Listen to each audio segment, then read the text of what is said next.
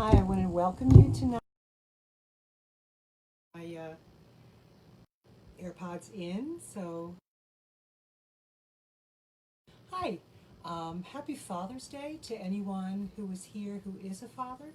Happy Father's Day also to all of us who have had fathers that for any reason we value. And I just want to take this moment and recognize the day that it is. It is June 21st, 2021, 2020. I'm looking for 2021 when this pandemic is behind us. But it is June 21st, Sunday night, June 21st, 2020. And happy Father's Day. In this night, I just want to pause for a moment and allow each of us to be grateful that we're here. And I want to say hello and welcome. In this space tonight, if you're able, I would like you to get a paper and a pen or a pencil. And I'd like us to just take a moment to prepare for tonight's meditation by writing down if possible, or if not, if there's no paper or pen where you are, to think through a question you would like to ask tonight while you're meditating, that you'd like to ask of your own intuitive inner guidance.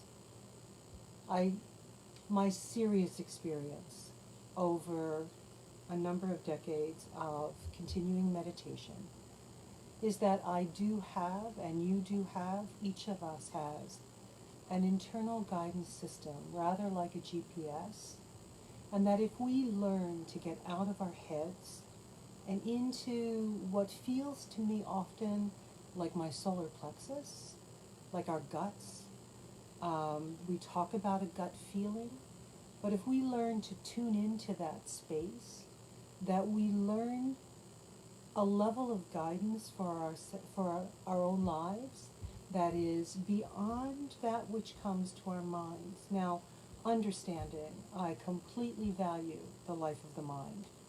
As someone who has put in the effort to earn a PhD in sociology, I really, truly, I love the intellect. I love your intellect. I love mine. I love intellectual discussions. I love books. I was the geeky kid sitting under the tree reading a book or writing, and while you were or others were playing games, playing ball, playing softball, playing baseball, playing basketball, Nadine was sitting somewhere under a tree or walking out in the woods by herself, and she was reading and she was writing. I actually began to carry a really large purse by the time I was 11 years old. And my purpose for that was I certainly didn't have a driver's license or keys or a wallet yet, but I had in that really large purse, I had the book I was reading, which was probably a hardback Nancy Drew book most of the time. I had the book I was reading. I had a stenography pad, rather like this one, where you've got the two columns. I liked these, I still do. A stenography pad or some sort of paper, and 6 colors of ink. I would have 6 pens. In fact, one of my favorite Christmas presents from my father was a fountain pen, and unfortunately it also leaked that Christmas and stained the pair of pants I'd gotten as a gift that year too. But I had pens and paper and something to read everywhere I went. I became a really avid reader as soon as they finally got around to teaching me how. And I did not learn at age 4, but I certainly learned by age 6, and just dove in and began to read. And by 7 or 8, I began my earliest primary identity, besides the desire to be an actress that most of us are fed in some way in this culture or another. But my earliest identity was that of a writer, because a nun liked my summer vacation composition, even though I didn't go anywhere, but liked my summer vacation composition that I wrote in 1st or 2nd grade, probably 2nd. And just that sense of accomplishment, that I had written something that was valued by this adult person of authority. And so that became an internalized sexualized part of myself. I began to write poetry relatively early. I continued on in writing in the pursuit of that, and so I had to have paper and pen. And you know, if you are writing poetry and you write it in purple ink, it turns out very differently than if you write it in green ink, which is very different than that blue-black, which is kind of fun. You know, there's blue ink, it's kind of boring. I hated Bics. And there's black ink. You know, not so I hated pencils worse. I couldn't wait till I could finally write with a pen. But that space. So there is this something about us that is tuned in to who we are and tuned in very early on. If you were to sit and meditate on what you loved as a young child, like early grade school, not so much a toddler, but early mid-grade school, the passions and the desires that you had at that age, they're probably still really relevant in your life. Those who loved music probably still do. Those who loved writing probably still do. Those who loved sports probably still do. Whatever that was for you was a part of who you were. But in that place, there is a sense within ourselves of being deeper than just what we think. So I love the life of the mind. I love books. I love reading. I love writing. I had a friend. This is a story from when I was a mother of a young child, when I was first the mother of a young child. My oldest daughter was a toddler. Let's make her approximately a year and a half to 2 years old, pre-potty trained. And I had a friend. I was at this point very Pentecostal, very evangelical, whatever that was. But I had a friend who would say to me by phone, we'd be having a conversation, she'd say, I was going to go catch the bus, but God just spoke to me and said, the bus has left. I should go later. And I was like, what? Like, how? Like, what are you saying? What do you mean God spoke to you and told you the bus came, the bus went? What is that? And then I started to notice, there was also someone teaching prayer in the church I was in, and that prayer teacher was teaching us to listen to our intuitive guidance, to our sense. Like, so we would come together and, picture this setting in which, despite the fact that it was a relatively patriarchal, male-dominated space, there was a woman minister, and she had called together a Thursday night meeting, and there were other women coming together, mostly women, men were invited, but there were mostly women coming together to pray, and we would break up and go into different parts of the building and, go somewhere by ourselves and pray, and then we would all come back together, and there was almost something that felt orchestrated about it, because even though we were in very different parts of a very large space, we'd all end up stopping at about the same time and coming back together at the same time. And in that moment, she would stop and she would say, what did you feel like you were praying for? What did you feel like was there for you? And in that space, I began to pay attention. And for me, it was kind of in my solar plexus. It was there in my gut. And in my gut, there was a feeling that I was praying for something, whatever that thing was, and maybe somebody I didn't know. I've got these two things happening. I've got this ordained woman minister, a legitimate reverend, and I had wanted to be a Catholic priest as a child. The priest would come in every year into the grade school classroom. We had nuns, the rest of it. We didn't have priests teaching us in grade school. The boys in the boys' school had priests when they got to high school. We still had nuns and lay teachers. We had almost no male lay teachers. I think there was one in my grade school. But, Catholic grade school classroom, once a year, the parish priest would come in, and they sat the boys in the front of the room and the girls behind them. And they sat us in order of height, so that the tallest boy was at the back of the boys, and just behind him was the shortest girl. I was the second tallest girl, so I was in the very back of the room, and I could see around and over the boys, with the exception of the fact I was nearsighted and didn't have glasses yet, but I could see them kind of fuzzy, like impressionistic art. But the priest would walk in and he would look at the males, and he would say to the boys in that room, who do you want to be when you grow up? And the boys would respond, I want to be a doctor, a fireman, a lawyer, whatever they had in their imaginations at that point. And then he would look at the girls. Every year, some priest would look, I think it was a different one, but he would look at the girls and he would wave his hand over all of us en masse, and he would say, you'll all be wives and mothers unless you have a vocation to the to the convent. Well, inside 6, 7, 8, 10, 12 years old, inside I'm going, I have a vocation, but not to the convent. And then they tell some awful story about a nun who went to a leper colony, and I definitely didn't want to be her. And, and it was clear that the priest could smoke and drink and drive around in cars, and it was clear that the nuns only got to travel in packs, and, it was clear there was a difference in freedom, and I wanted to be a priest. And I wanted very much to be a Catholic priest, and I wanted to be a Catholic. I remember my feminist click moment was at age 9. I'm on a green kneeler in a Catholic church. We've been taken in there, herded in there every Friday morning for Mass from our grade school classrooms. And I'm kneeling on this kneeler, and my brother, the one brother who's a year older, has become an altar boy.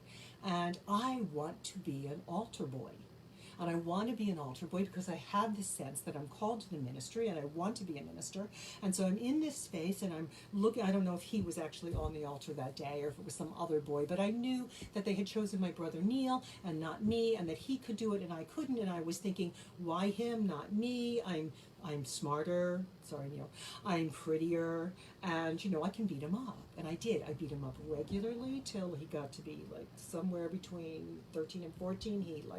He turned out to be 6'5", and so even though I ended up being 5'11", there was just no way. So at some point, I had to stop beating up Neil. But here I am, 9 years old, still beating up Neil and wondering, why him and not me? I now know there's actually a Catholic doctrine, something I assign to certain classes, that talks about the fact that the reason a female in the Catholic Church cannot become a priest is because she is not in the image of God the way Jesus is, because Jesus is male and she is lacking the genital organ that would, okay, so that's, we'll let that go. So anyway, I am there and I feel called and I want to be a minister and I want to be a priest, and so they won't ordain me and they won't let me into seminary and they won't let me be anything back then. In fact, the altar rail of my childhood was solid. It had no gate, and women never entered into the Catholic altar space. You didn't. Now there's a gate and you can go in, you can read the epistles, you can go in, you can help pass out communion, I believe. I'm no longer Catholic, but I think I've heard that rumor. You can certainly go in to get married, and I did when I got married. But, in my earliest youth, that altar rail is solid. It has no gate. The only entrance to the altar space is from the doors behind the altar, from the, I think it's called the sacristy. I'm not going to say it right. But anyway, sacristy. But they would come in from there. To my knowledge, to the best of my childhood recollection, I believe even the altar linens were stripped by the altar boys and then bundled up and handed to the ladies of the Altar and Rosary Society, who took them, laundered them, ironed them, gave them back to male personages who then put them back over the altar. So women didn't go in that space, and I would go routinely. Grade school years.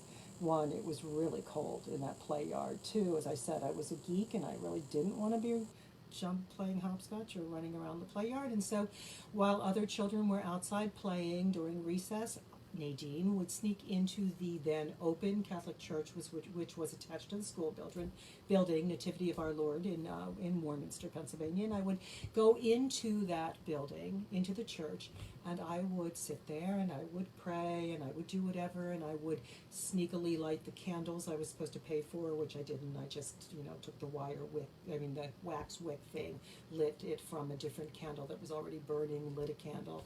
And then when no one was there and no one was looking, I would hop the altar rail and wait for God to strike me dead. And, air quotes, he did not. And I also remember doing the same thing in the convent chapel when my brother Neil was getting his piano lesson, and I was either waiting my turn or waiting for him so we could walk home together. So I was relatively fond of jumping the altar rail, but now here I am, I'm an adult, and here is this woman, and she is ordained, and she has the designation of reverend, and she has gone to a Bible school, and I am now in a setting where a woman can be ordained, and so she's teaching me to listen to my gut as I pray. She's teaching the group of us to. And on the other hand, here's this lovely friend on the phone who's telling me that God talks to her, and I'm like, I want to know what that is. And the woman who was teaching prayer, she would talk about a red light, green light kind of feeling in your gut, in your abdomen, in your solar plexus, that when you would start to do something, and part of her teaching about prayer was, if you start to do something and you get a yucky feeling, stop.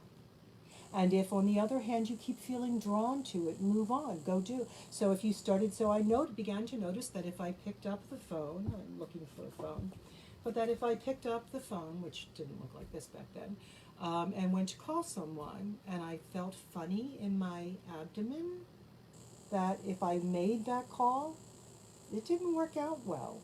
On the other hand, there'd be other times where I'd be like, call Tom, call, like just drawn, just call this person and tell him such and such, right? And so I started to listen to that. So she talked about that as a red light, kind of green light effect in your gut. So there was that. And then one day I went to pick up my toddler. And, her diaper was wet. And it was starting to sag. You know what they look like when, diapers are really expensive. We didn't have a whole lot of money. We let it go, I would let them go right to the edge, not anything abusive, nothing that would give her diaper rash, but I didn't jump and change it the minute she peed. I waited just a little. And so, but I'm looking and it's like, okay, it's time to change her diaper. And I would get ready to go. And this one day, as I go to change her diaper, I got that red light feeling in my abdomen. It was like, it just sort of twisted in my solar plexus, and it was like, it felt like don't, like this prayer minister had been teaching, and I was like, oh, that's ridiculous. Oh, that is just ridiculous. There's absolutely no way that God is speaking to me to tell me what, there's no way God cares about whether or not I change this baby's diaper. So I picked her up and I changed her diaper and I put her back down on the floor, and she toddled off, and about 3 minutes later I noticed her squatting in her diaper behind the couch, behind the drapes, grunting. And those of you who have been parents know she was pooping in the brand new diaper. And I went, oh. If I had listened and waited, I would have saved a diaper. And then it's like, I did hear that. I did actually get that intuitive sense. And I began to notice that the more I prayed and or meditated, and I have evolved some in my spiritual perspectives across time, and interfaith now, but in that evolution, as I have spent time in a meditative state, whether in deep prayer, deep contemplative prayer, which is what she was teaching, or in a more meditation state like I'm about to take us into, as I've spent time across years in that space, that intuitive sense gets stronger. That the more often I enter into what I now think of as entering into spirit, and what we might have called that even then, as I enter into listening in my spirit, to that intuitive inner guidance, that there is clear direction. So much so, I do not like driving in ice and snow. I'm sure most of you don't as well. Some people don't seem to mind and will kind of bully those of us who care. But there are times that I've started out my door in the morning and noticed it snowing or icing or whatever, and I will turn myself around and go back and sit somewhere and get quiet and get deep and enter into a meditative state and just simply hold in my hand my question. Go or stay? Go do what I was about to do, or cancel whatever it was I was about to do? Is it safe to drive?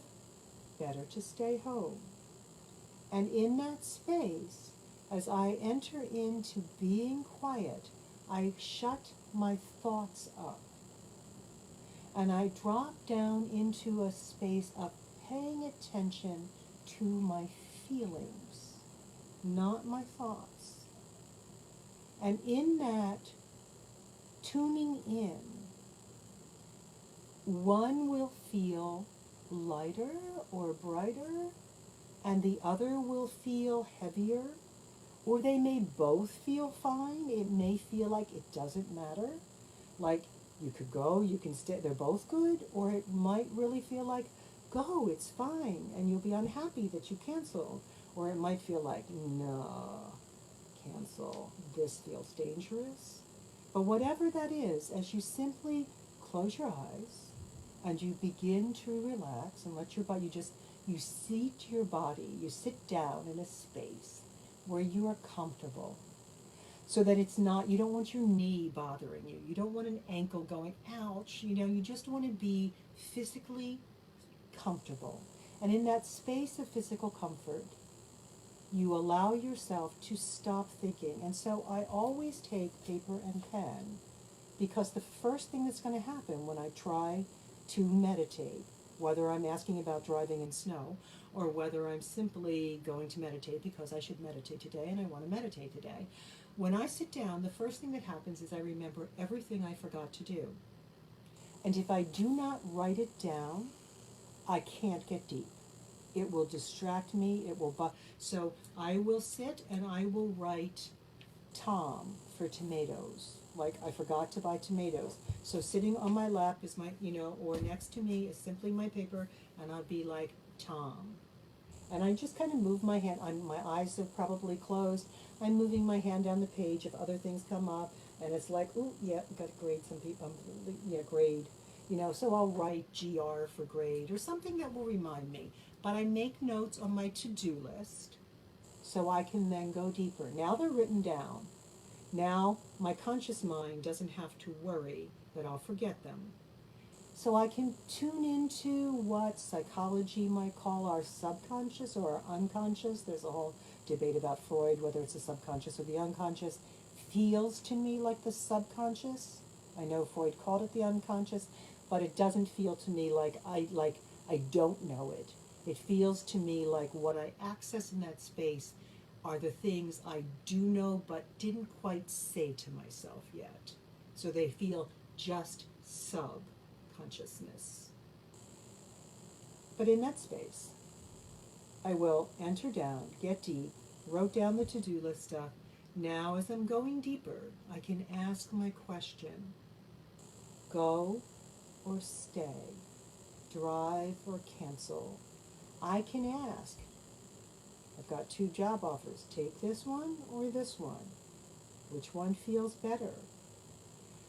I can ask, which one's going to make me happier 5 years down the road, right? I can ask whatever my question is. If you have a conflict with someone in your life, a partner, a family member, a child, a friend, someone at work, you can go into that space and you can just hold that conflict in your hands. You get deep, you allow yourself, you relax your body. We're going to do it in a minute, but you can do this yourself. You relax your body, you begin to count down. And as you count down, you enter into a deeper space and you hold that situation and you just wait. And you see what comes to you. So if you're driving and there's a GPS in your ear, it's saying, turn to the right, turn to the left. This is a scripture verse. This is the way, walk ye in it, right? And so as you are driving, it's like, turn right in 400 feet, turn right, okay, recalculating. I always thought the voice on those things is really kind of bitchy, but okay, whatever. I wish I had found the GPS that I liked yet, but still there is that something that says which way to go. I remember driving back when you were stuck with maps, or when a friend would say, at the 4th trash can, turn left when you see the fire hydrant, that's my house, But now we have a GPS. We've always had a spiritual GPS. So tonight, I asked you to get paper and pen if you could, but whether or not you could, I'd like you for just a moment, as we begin to enter in, I'd like you to think of a question that you have in your life. We all know that the statistics for the virus are rising around the country. We will again visualize being safe, you and yours, and me and mine. We will enter into that space. We also know that we are facing changes in our governmental system. We're facing elections, and so we will again visualize that all of those who are elected are those who truly have serving the people as their primary directive, their primary internalization, true patriots, true servants of the people. We'll take that moment too. But tonight I would like you also, and we will also, I do think I want to pause for just a minute. The sociologist in me wants to point out that while it appears, as far as I can tell, and I did cancel my cable, so I am judging from what I can find on my phone and on the internet, but while it does appear that with the further indictment or the further charging of certain officers, that some of the protests are currently a little quieter. It's also really, really clear that a lot of people who were arrested, who were nonviolently exercising their right to protest, their First Amendment right to protest, that some of them are languishing in jail without the bail money to get out or without the will of whomever arrested them to let them. So for a moment, we will also take a moment to focus on the safety of those who have protested, who have been arrested for protesting, who may be still protesting in places I'm unaware of, or there's ongoing, it doesn't seem to have happened today, but yesterday, the day before, a number of days, it's a lot of people setting off fireworks as a way of still voicing opposition to harm being caused to black people, to unarmed black people particularly, and to police abuse of power in this country. And so, turning our attention, we are still turning our attention toward a space of racial justice and racial equity. So we will get all of those factors in tonight as well. But also, there'll be a space in which I will give you time to ask your personal, individual question, and to pause and just to listen. To listen, to feel, not to think, but to see if something comes to you, if something feels just a little better, if there's that sense, and it can be very subtle, that sense of a red light or a green light, a drawing to do something, or a twist in your stomach, like, something doesn't feel right. Once upon a time when I was pastoring, I had a congregant who came to me saying that, she felt called, well, she really, really, really didn't want to be called to the mission field. Every time she thought about it, she felt this horrible twist in her stomach, and she did not, but she was sure, that was what God wanted. And her opinion was that if something felt bad when she was praying and meditating, that was the thing she should do. No. The thing that you should do is already there in you, is drawing you, is calling you, is part of who you are. It's not something that you feel coulda, shoulda, woulda. It's something where you want, you desire.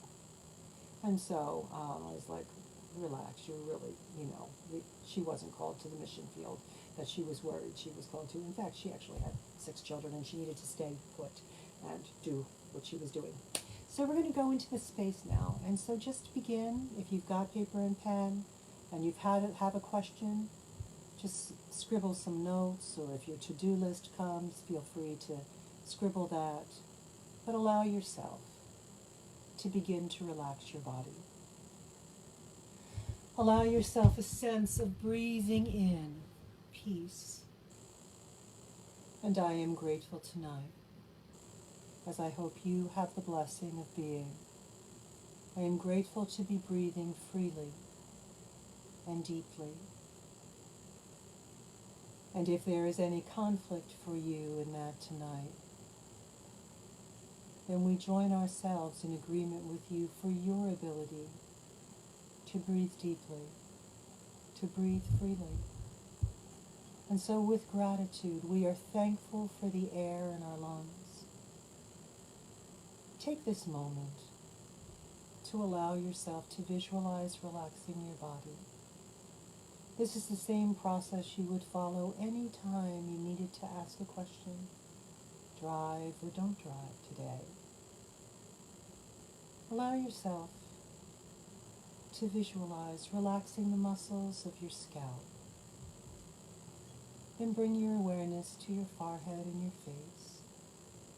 And use your imagination like the bored child stuck in the grade school classroom while they're teaching long division or writing whichever it was you didn't like as much. Allow yourself in that space to imagine relaxing the muscles of your eyes, those tiny muscles that focus and refocus your vision, that dilate and constrict your pupils.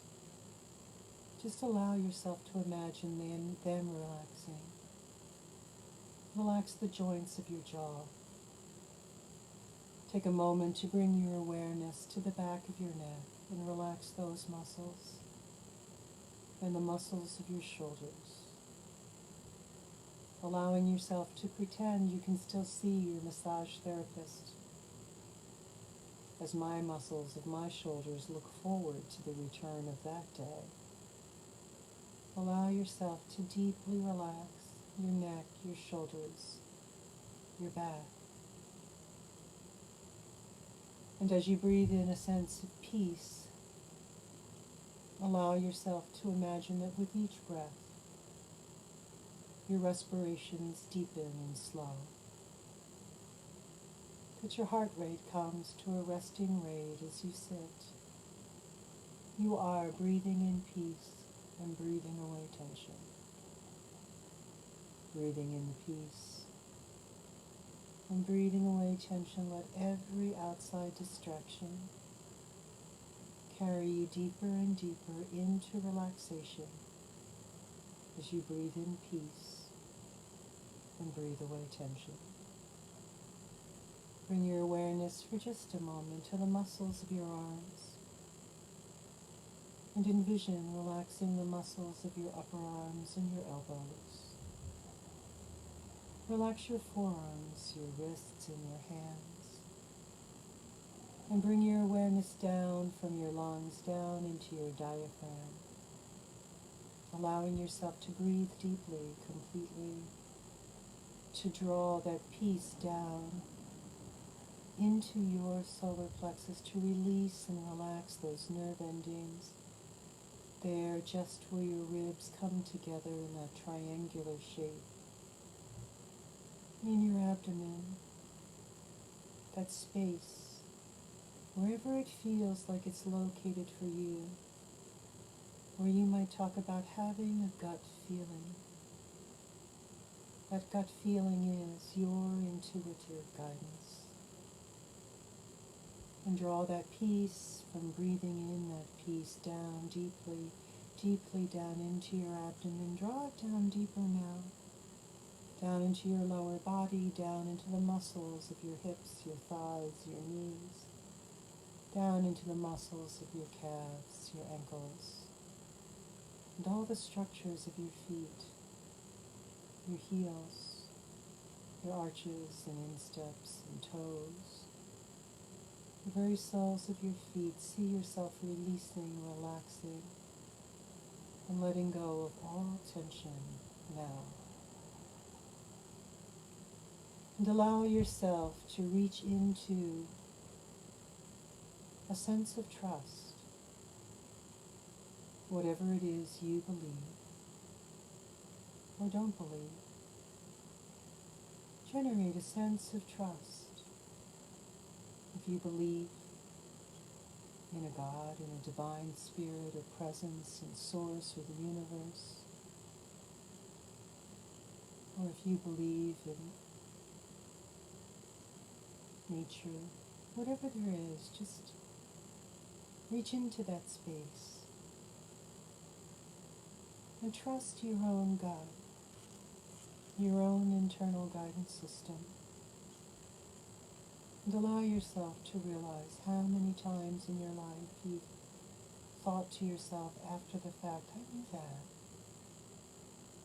I knew, I had a feeling. Why didn't I listen? But tonight you begin to commit to listening to the feelings in your gut. And before we get to our internal questions, we take just this moment to create with our visualization the image of those we love and need most, staying strong and well through this health emergency, through this public health crisis. Whatever they're saying, whatever news sources you're feeding from, whatever you think or don't think about the reporting on the virus, allow yourself in this space to feel the feeling of you and your closest friends and loved ones being safe. Your parents and grandparents and older aunts and uncles, if you have them, whatever upper tiers of your family there may be. See them safe and see yourself following the best of the science to keep them safe. And yourself, reaffirm science here. So in this space also see keeping yourself safe, whatever tier of age bracket or family tree you might be in. See yourself keeping yourself safe. There's nothing wrong with hand hygiene. We can all deal with a mask in public spaces. And while we socially need each other, we can physically stay distant, keep 6-10 feet between us. We can do these things for the duration. So see yourself staying safe. Drawing trust into that image as well. Not foolishness, but some faith, some trust.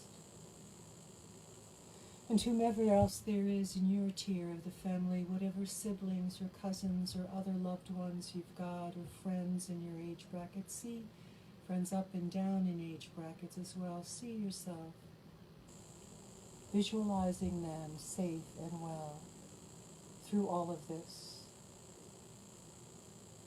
If you've lost anyone, we grieve with you.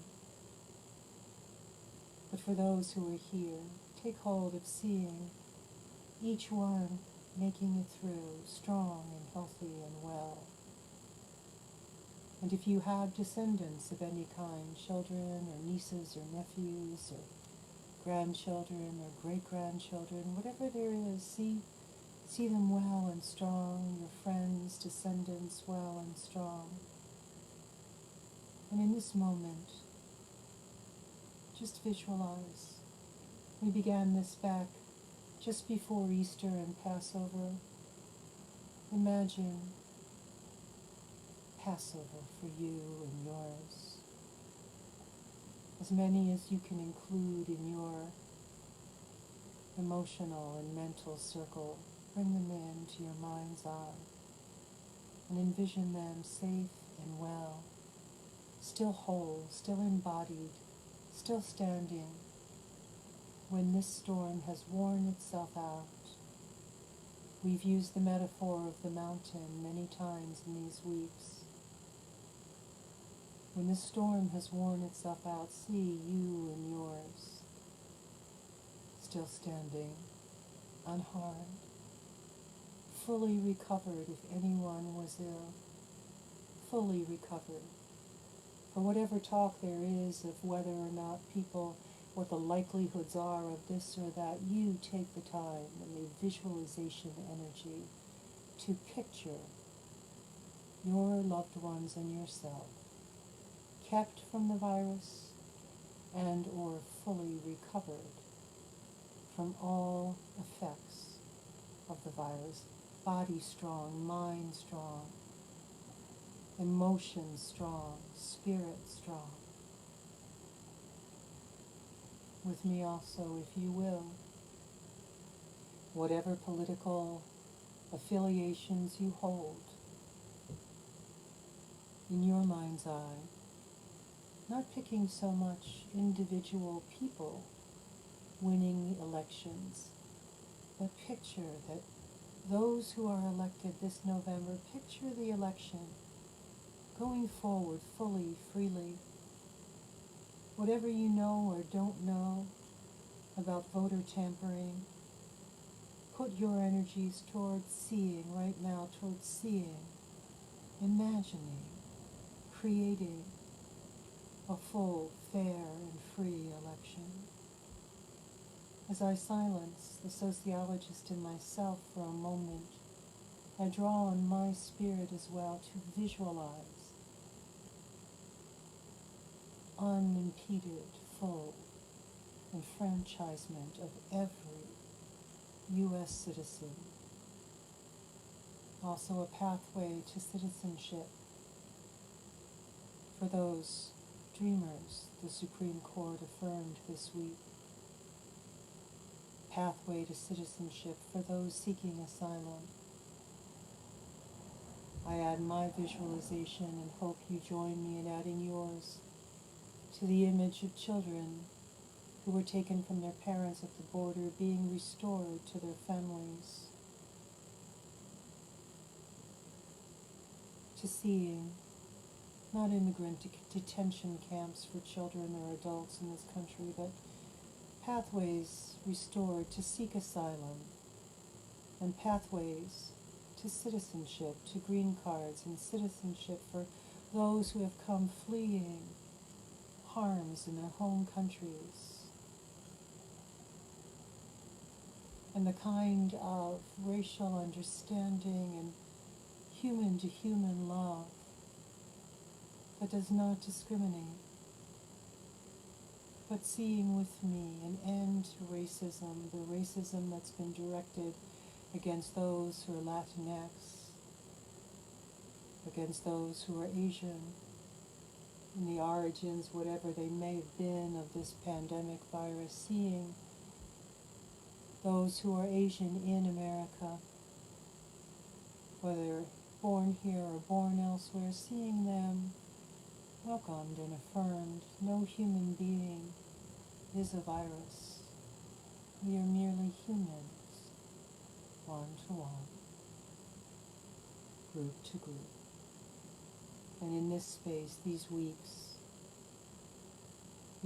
when there have been African American men found hanging from trees in public parks,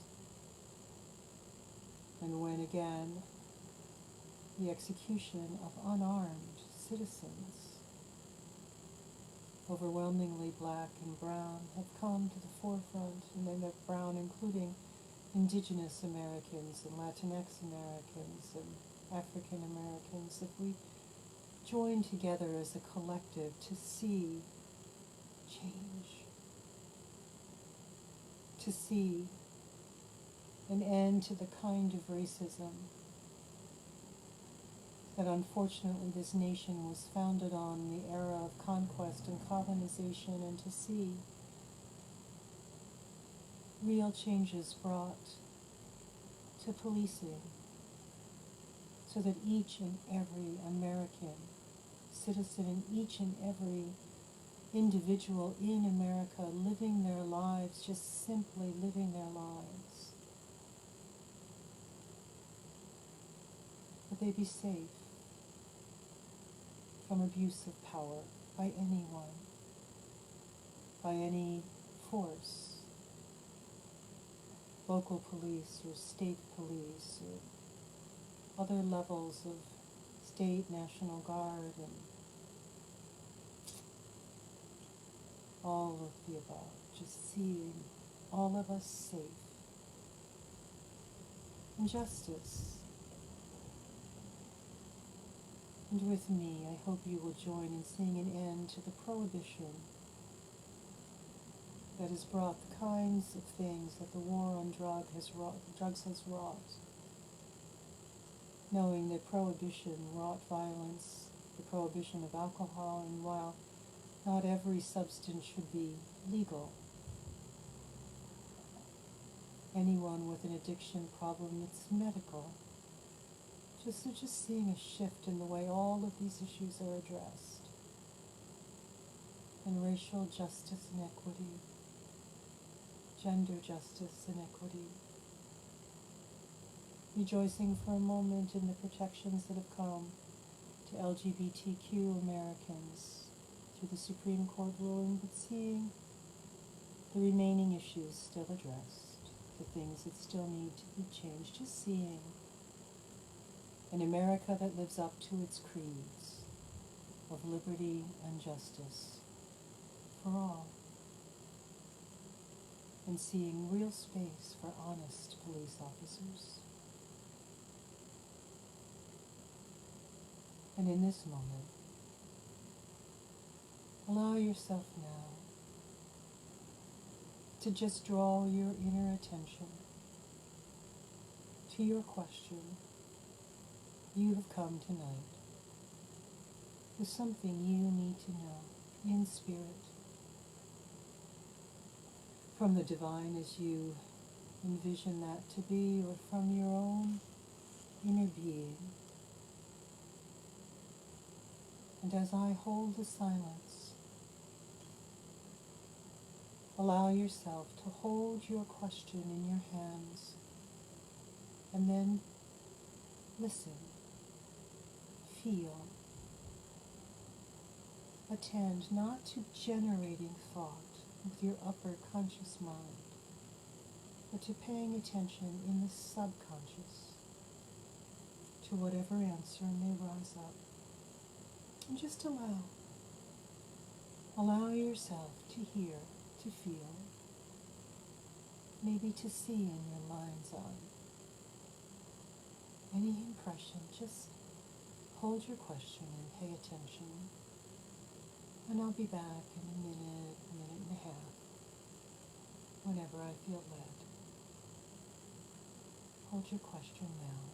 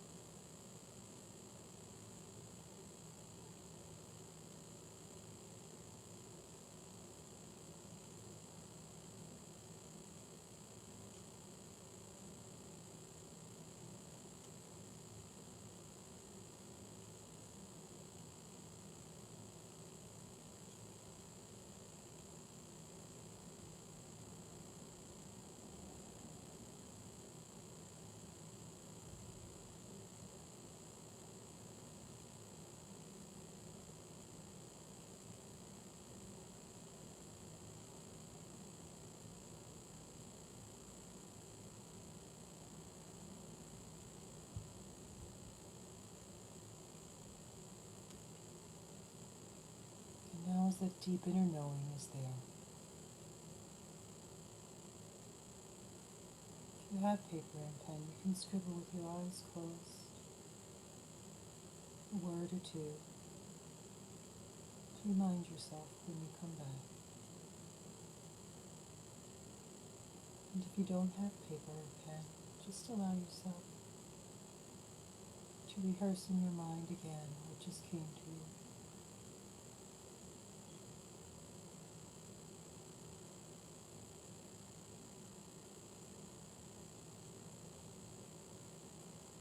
And while we're in this space, ask also, is there anything else I need to know tonight?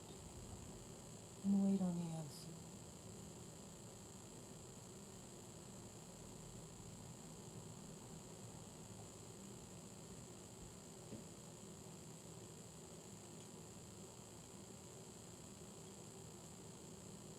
Scripture says, the one that waits upon the Lord will renew their strength and will mount up with wings as eagles. They will run and not be weary. They will walk and not faint. Wait on God a moment with your spirit.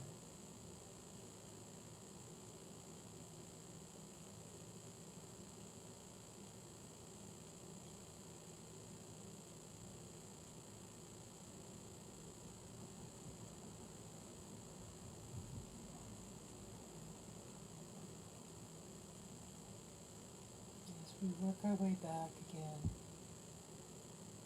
we collectively envision an America where everyone is treated truly from the belief of being created equal. We have fought to press in across all these years. Social justice movement after social justice movement seeking the inclusion of women, people of all colors, people of all socioeconomic statuses, native-born and foreign-born, people with bodies of varying abilities and mental abilities. We fought to all be viewed, especially in the eyes of the law, as created equal.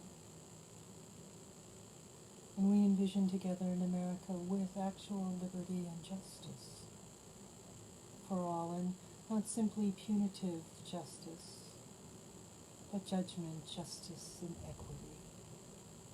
Doing right in the first place, treating each other right, crossing the lines that separate us so that we live in ways where collectively we know each other and we care for each other.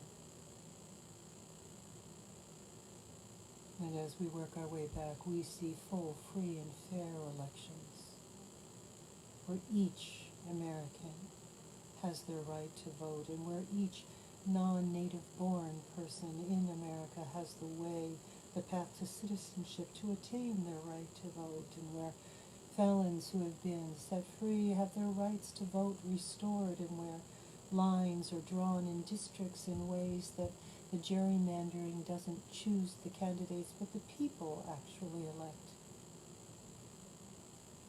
the ones they want by popular vote. We see the changes that are necessary. We see big money removed from politics. We see elected officials who believe in the ideals of America and who seek, as true patriots, to serve the nation. And as we work our way back again, we see all of us doing our best to mitigate the effects of this pandemic, and we believe we're coming out the other side, and we quote again some of the words of Psalm 91. We dwell on purpose in the secret place of the Most High, whatever you conceive that to be. We abide under the shadow of the Almighty, and we see that the plague does not come nigh our dwelling. We take the moment to see it passing over those we love and need most, and ourselves. We see living out full, long, healthy lives, doing all we've come to do, accomplishing everything we want, everything on our to-do list, our deeper to-do lists, the things that really matter to us, each of us, collectively and individually. So remembering again, calling to mind the thing you needed to know tonight, and that which came to you in your meditative state. Allow yourself to follow that intuitive inner guidance when you return to the conscious state. There's this mild difference between your conscious mind and your subconscious, intuitive inner guidance, but it is real and distinct. And there's a level at which the intuitive self knows some things the conscious mind ignores. So allow yourself more and more to seek this place, to enter in. You can sit down anytime you desire, close your eyes, sit comfortably, have a paper and pen to write down the things that are going to bother you if you don't jot them down. And just visualize walking down the side of a slope, counting down from 10 to 1, 2, or 3 times, till you feel deeper, till your arms feel heavy, and then ask your question, and notice red light, green light feelings in your solar plexus, in your gut, and allow yourself to learn, to follow your spirit. I thank you for joining me tonight. We will again meditate again tomorrow night, next Sunday night, weekly at 8 p.m. on Sundays for the duration of the pandemic, seeing each of us coming out the other side. This will end. By some means or another, it will wear itself out. We will something, there will be treatments or a vaccine that's safe and effective. There'll be something, some way. In the meantime, stay safe, wear your mask, wash your hands, and meditate. And agree with me that the new normal is a place we all will be together, still healthy, strong, embodied, strong in mind, in body, in spirit, in emotions. I believe with you, for you and yours. Thank you for agreeing with me, for me and mine, and whatever faith background we're from. There's a quotation from the Christian scriptures where Jesus is reputed to have said, if any two of you agree together on earth as touching any one thing, it shall be done for you of your Father in heaven. So, whether you visualize a Father or a Mother God, whether you visualize Source, or you just have a sense of yourself, we agree together that it is done. Happy Father's Day. Be blessed this June 21st, 2020. Until next Sunday night. And I'm uploading this to YouTube. Please subscribe to my YouTube channel, and I will see you next week. Be blessed, be strong, be well.